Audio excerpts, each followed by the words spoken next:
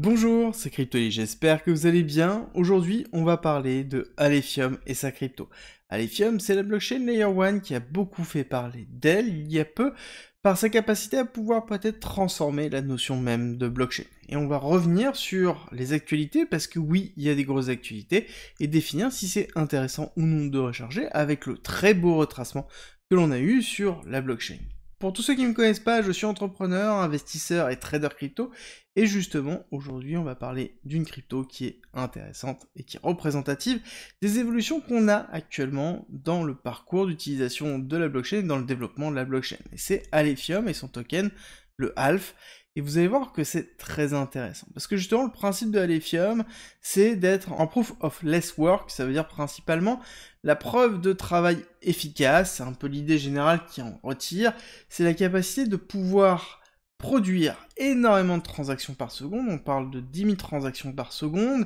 en restant toujours dans une consommation énergétique la plus optimale possible. Le but, ce n'est pas de consommer le plus possible, ou en tout cas de faire une protection et une sécurisation du réseau comme on le connaît avec Bitcoin, en consommant énormément d'énergie. Le but, c'est justement de consommer le moins d'énergie possible, d'être le plus efficace possible dans du on-chain, tout en gardant cette notion de proof of work qui est très importante, qui permet d'avoir justement une sécurité très forte et très importante pour le réseau.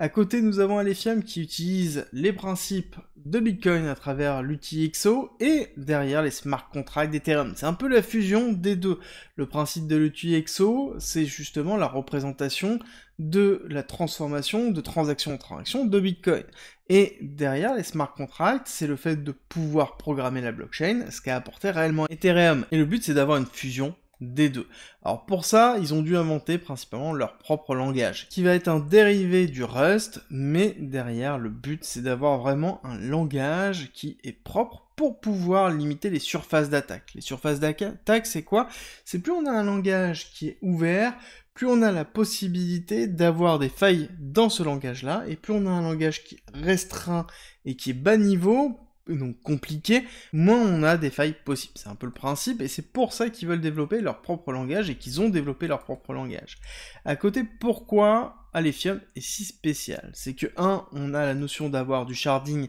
justement avec une structure DAG, quelque chose que l'on connaît très bien, et qu'on retrouve par exemple sur Caspa, qu'on retrouve sur Phantom, donc qui est une technologie qui est vraiment très intéressante, mais sauf que derrière, on est dans une notion de proof of less work qui permet d'avoir vraiment une économie d'énergie tout en gardant la sécurisation,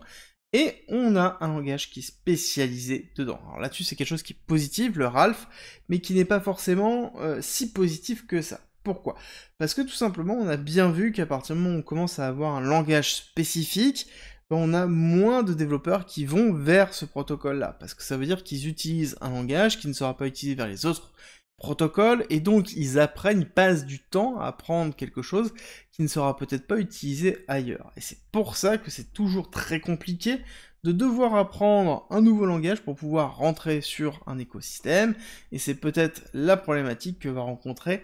Alephium, même si on voit quand même qu'il y a quand même pas mal d'applications qui sont en train de se lancer. On a eu une rencontre fin juin dans laquelle on a eu beaucoup d'informations qui sont sorties, avec surtout beaucoup de projets qui sont en train de construire, ce qui est plutôt positif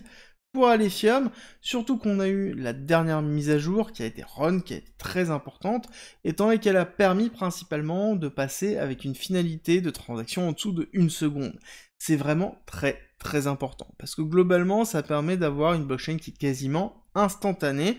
et leur but, clairement, c'est d'avoir de la scalabilité, de l'instantanéité directement dans leurs transactions, et à côté, tous les éléments essentiels pour les développeurs, comme par exemple une réduction des coûts de stockage, des aides au développement, etc., etc. En tout cas, Alephium a montré depuis début 2024 qu'ils sont capables de pouvoir aller plus loin et de continuer à développer le plus rapidement possible pour pouvoir faire évoluer leurs produits, et c'est plutôt positif. Au niveau de la tokenomics en elle-même, nous avons ici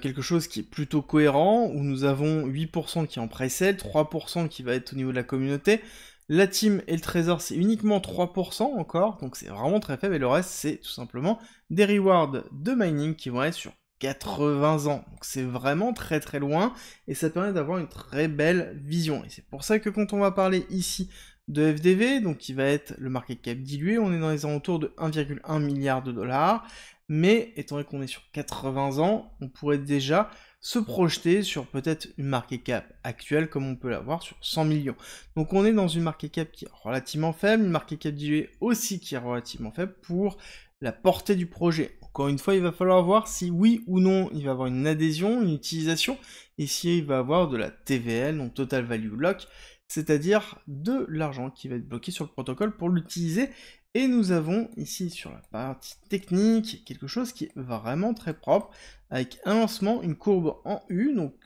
classique, post-lancement, avec derrière une accumulation de week-off très très belle, que l'on retrouve ici, avec la première rupture, le premier retest, deuxième retest, et une accélération très forte avec une rupture haussière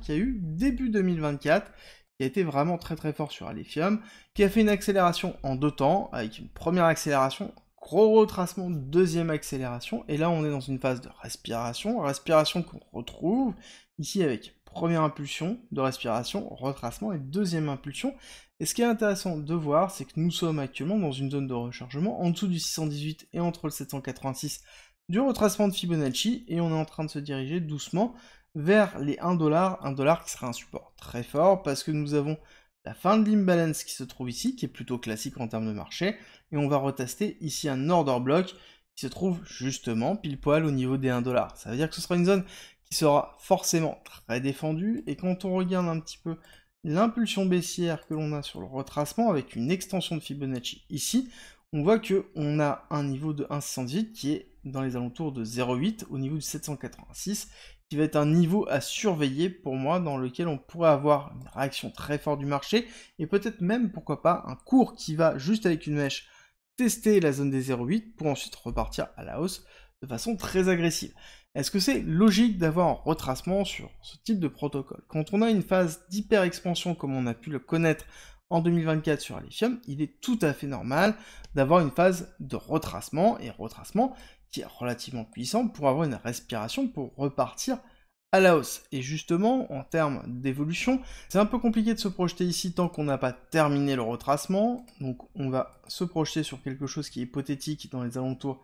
des 1$. On voit qu'on a la première target sur un Lithium qui est dans les alentours de 5$, la target des 1,618 qui est dans les alentours de 7$, et si on se base sur le market cap, tout simplement sur le market cap actuel, nous sommes dans les alentours de 1,1 milliard de dollars en market cap dilué. On peut supposer que Alephium, dans une phase d'hyperaccélération et de bull run et d'adhésion du protocole par des utilisateurs, on se dirigera entre 10 et 30 milliards de dollars en termes de market cap dilué, donc des belles perspectives, mais encore une fois au niveau de ces perspectives-là, il faut que le protocole séduise, qu'on ait des applications, qu'on ait des développeurs, et la grosse problématique, encore une fois, on n'oublie pas, c'est qu'il y a un autre langage à apprendre. Même si ce langage est rattaché au Rust, même si Solana développe en Rust, même si Solana a montré que c'était faisable, ça ne veut pas dire que ce sera le cas sur d'autres blockchains. Et c'est les éléments qu'il va falloir prendre en considération, si oui ou non vous voulez recharger, si oui ou non il doit faire partie de votre portefeuille.